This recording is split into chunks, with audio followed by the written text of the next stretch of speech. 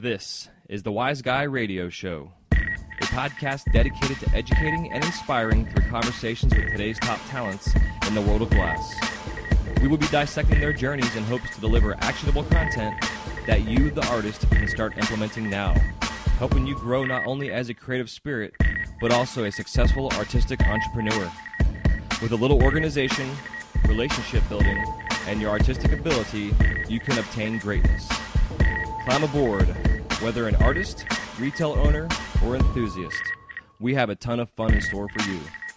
Welcome to the Wise Guy Radio Show.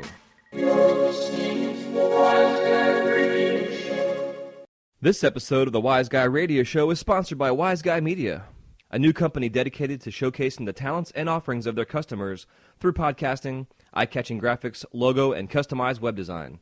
Established in 2015, Wise Guy Media is continuing to push the elements of web and logo design with outside-of-the-box ideas and up-to-date graphic-generating programs. Whether you want to launch your own podcast, need a website, or a new logo for your brand, they have all your needs covered to promote yourself and get your brand recognized in your industry.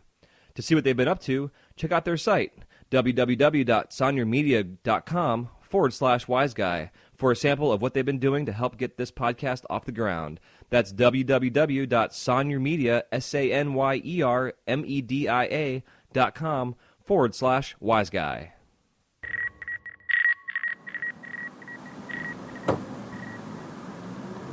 Hey. What is up, everybody? Happy Monday, and welcome to the Wise Guy Radio Show, episode number 22. I am currently driving in my car, as y'all can hear, and the recording's a little different. I am heading to our new studio space that myself, my brother Jared, his buddy of his Eli, and my friend Chad, the four of us have collaborated per se and are now joining together and running a studio together.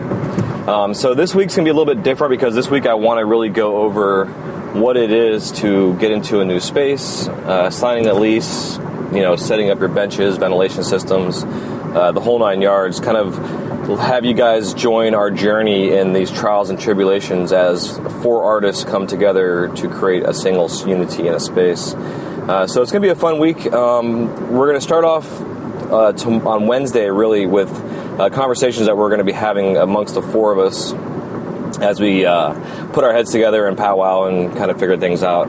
We have a basic idea of how we're going to do the layout, but we don't really know how the layout is going to work until we actually implement it. And so, therefore, we are going to hold off on posting that particular episode until Wednesday, just because I want to, have us all go through the process of conversating and kind of bring you guys in like a fly on the wall so you can hear the conversations and potential arguments and, all that fun shit that goes in to when four different people come together and, kind of come together on ideas.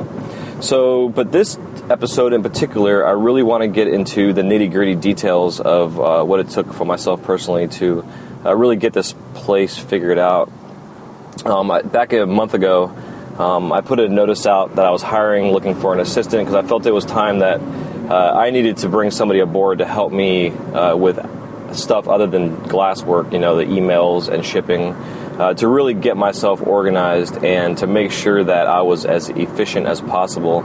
And also that I was not, continuing to have orders sit at my house and not get shipped on time, and really, just kind of making sure that the integrity that I have with the words that I say, that whole do as I say as I do thing, that has to happen. So when that came through, I also decided that as soon as I chose my assistant, and my assistant is Mike Dorr, he's locally lives here in Tampa. I do want to thank, though, real quick, everybody who responded to my post that I put out. I was honestly kind of blown away by the immediate response that I had. Some of you even offered to drive 4 or 5 hours on a regular basis one way just to come to kind of, be my assistant to have a potential apprenticeship. So thank you guys so much. I mean, really, it meant a lot to me that you guys reached out and were very interested and showed, the love for what it is that we do.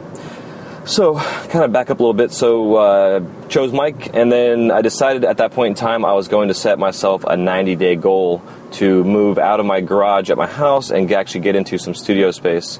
And that actually happened, obviously, a little bit sooner than 90 days. It actually really happened about 15 to 20 days after I set that goal. There's this locally place in town. This guy's got a workshop space. I've seen signs up for rent for a workshop space for years and years and years. And so, just out of the whim, Mike and I drove in there the other day, or a couple weeks ago, actually. Checked it out. And the guy has basically, I believe it's 40 workshop spaces. They are between 500 and 1,200 square feet, depending on which space you got. And when we initially got the location picked out and talked with their landlord, we were going to be getting into the smaller space. And then we all went on vacations and came back. And when I came back, the guy that was going to initially be moving out of that space changed his mind. And was a little bit bummed about it, because the fortunate aspect of this space in particular is that the power is included in the rent. And the rent is very affordable here. I'm not going to get into too much of the number details, but it's very affordable, especially when there's 4 of us sharing the space. And initially it was only going to be 2 of us, myself and Chad, because it was only 600 square feet. But once I called the guy and he said that it was no longer available, but he had the larger space opening, I made sure that I could afford it along with Chad. And then I talked with my brother, and he was on board immediately, him and Eli. So that worked out to where the 4 of us can move in. Not a lot of places include the power into the rental space. So it's not, generally I kind of figure that my kiln at home costs me roughly $30 to $40 a month to run. Sometimes a little bit more, depending on, the days I'm working and whether I get up in the morning and turn the kiln on and then don't actually go out there and work until 10 o'clock at night. I mean, that's kind of dumb shit that I do, which kills my power bill. So don't assume that if you get into a space that the power bill is going to be included, because most of the time it's not. We just got fortunate. And the guy also said that if he notices there's a higher... Oh shit, my radio came on. That if there's a potential spike in the power from what there used to be, then he will increase our rent by a little bit just to help compensate the difference in the bill. But we now have this gigantic 1,200 square foot space. We've got 2 bay doors, and then there's a single entry door in the front. So today we're going to sit down and figure out the layout. Most of us have already all packed up our home studios and got our stuff moved in, because we want 0 downtime if possible. Like, ideally, if we can turn our torches on tonight and get to work, it'd be freaking awesome. So, so kind of the nitty-gritty of the details, too. A couple things I wanted to discuss was the idea of the benefits, or I shouldn't say the benefits, the positives and negatives of forming a partnership compared to just being on your own. A couple guys out there in the world of business, including Dave Ramsey, say that the one ship that always sinks is a partnership. And basically the idea is that initially Chad and I were going to share this space, and we were both going to be on the lease. But I really felt it in my heart and as a business owner that I really needed to make sure that the lease was just in my name, so that way I had pretty much 100% control over the situation. Now, if there's any things that are going to be done with the space, because I am sharing it with 3 other people, there will be discussions and we will have powwows and stuff.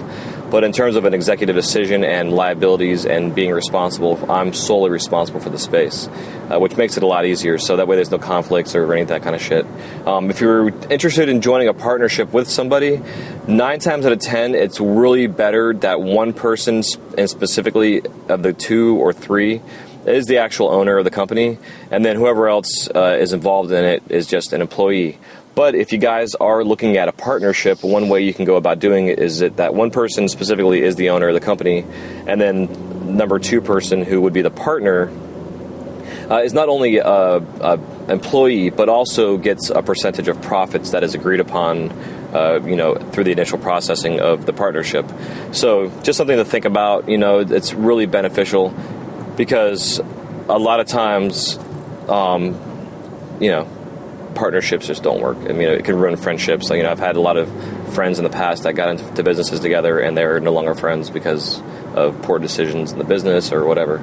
Because it's not really always a simple thing to run a business when you have more than one person involved, or you're bringing in employees, and it can get kind of crazy and complicated. So don't do a partnership, number 1. Number two is it is very important that when you do move into a space that you do some pre-calculated estimates of what it's going to cost you to run the space. We basically sat down and figured with 4 of us working in the space, rent included, and also gas, oxygen, and propane, estimating how much we work alone and what we go through compared to what the 4 of us will be going through.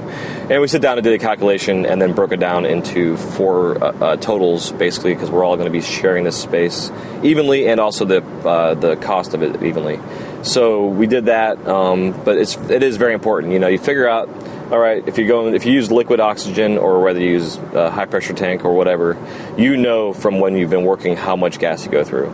And typically the ratios I use is that for every high pressure tank, or I should say for every 2 high pressure tanks, the 228s or 220s, whatever sizes you get, generally that takes 1 tank of propane, 20 pounder to go through. So in a good week, myself personally, if I'm using high pressure tanks, I will go through anywhere from 5 to 6 tanks in a week, which means I'm going through anywhere from 2 to 3 propanes a week. And at an estimated number, say, I don't pay $20 a pop, but just say $20 a tank. If you're going through 6 a week, that's $120 a week in oxygen. And then you've got 3 tanks of propane at, say, $15 a piece, so there's $45. So there's $165 right there just in oxygen and propane that you've got, and then times that by 4, you've gotten close to $600 a month in oxygen and propane. Now, that's why when you get into these kind of situations and into bigger spaces, it is highly beneficial to get liquid oxygen. Liquid oxygen, though, can be expensive up front, depending on who you go through, corporation or mom and pop. Fortunately, I have been blessed to deal with the same company locally here in town for over 10 years. And they've been fantastic working with me. They didn't require any kind of deposit or anything on the tanks. And don't take this for what you're going to get, because more than likely, most places require anywhere from $500 to $1,200 or more for a deposit on liquid oxygen, along with major background checks and credit checks and all that kind of crap, which is, it sucks. And especially as an artist up and coming, if you're young and you haven't really built any credit for yourself yet, any of that kind of shit, it's not, a positive thing. So just something to think about. And so all these numbers coming together, we really need to set up yourself, including your numbers and your rent cost, and then times that by 3 to really figure out what it's going to cost you to run your studio for 90 days. That way you can put that money away, a 90-day emergency fund. So if the shit hits the fan and you fucking break your arm or something stupid, or an artist, a friend of mine who has been in contact with me about the show, just let me know recently he went through a general basic medical procedure and came out of the procedure with the inability to use his jaw. And because you can't use your jaw, you can't blow glass. Now, he could probably do some sculptural stuff, but because of the pain he's dealing with as well, he's having to be somewhat sedated through it, and he can't work. So just think about that kind of stuff when you guys are, setting up a business. It is very important to have a 90-day emergency fund set up, because you've got to cover your ass. Shit happens. It just is the way it is. So just something to think about. Also, when you're setting up your space, ventilation is the most important thing, besides having a clean setup in your studio. The ventilation setup is the most important part. So we're going to be discussing the ventilation today as a group. We already have a ventilation system and all that kind of stuff ready to go. It's just a matter of getting it figured out in terms of the layout of the studio. So I guess other than that, guys, I'm actually pulling in the shop right now. And, it's just going to be kind of one of those fun journeys this week. I hope today's information has helped you guys out in this process. Just remember, don't do a partnership. Make sure you have a 90-day emergency fund. Even if you can just get a 60-day emergency fund and then start saving and putting money away towards making it a fat 90-day emergency fund, it's going to make a big difference, like a big, big difference, and it's going to cover your ass. So just things to think about. Other than that, I hope you guys enjoy this episode. I hope it's beneficial to you. I hope this week's episodes, in general, will be beneficial to you. I have some interviews today that I'll be doing that are pretty badass. And if it goes well, Wednesday, I will be announcing our newest sponsor to the podcast. So that being said, guys, love you all. Thanks again for listening to the show. I hope this information helps, and I will be in touch. We'll see you guys on Wednesday. Take care. Bye-bye. .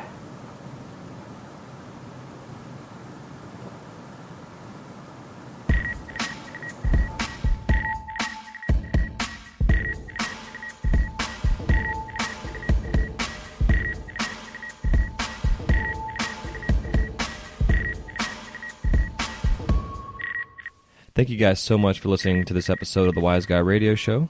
If you have any questions, comments, or remarks, please leave them in the show notes page area where it says comments. We'll see you soon. Have a wise night.